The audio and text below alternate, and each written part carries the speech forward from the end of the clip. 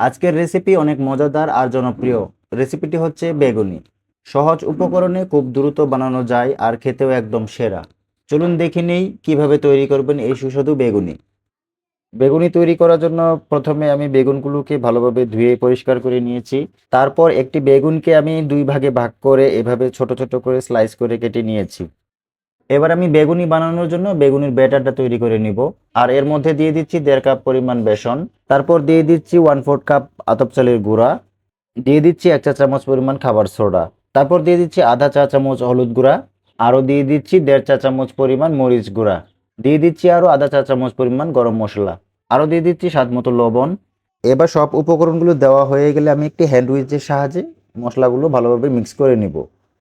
ভালো করে মিক্স করে নেওয়ার পরে আমি দিয়ে দেব এখন পরিমাণ মতো পানি।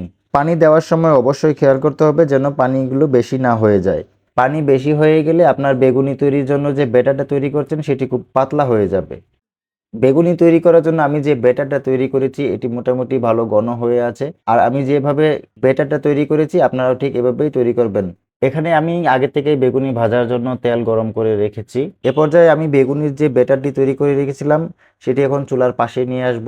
আর স্লাইস করে কেটে রাখা বেগুনিগুলোকে আমি এক এক করে এভাবে ব্যাটারের সাথে মাখিয়ে গরম করে রাখা ডোবা তেলের মধ্যে এক এক করে এভাবে ছেড়ে দিব।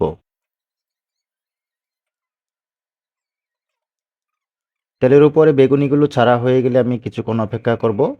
আর দেখতেই পাচ্ছেন এরই মধ্যে আমার বেগুনিগুলো ফুলে উঠেছে। এখন এগুলো এক এক করে এভাবে উল্টে দিতে হবে। বেগুনিগুলোকে উল্টে দেওয়ার পরে আমি আরো 2-3 মিনিট ভালোভাবে ভেজে নেব, ঠিক যতক্ষণ পর্যন্ত না হয় বাদামি কালার আসতেছে ততক্ষণ পর্যন্ত।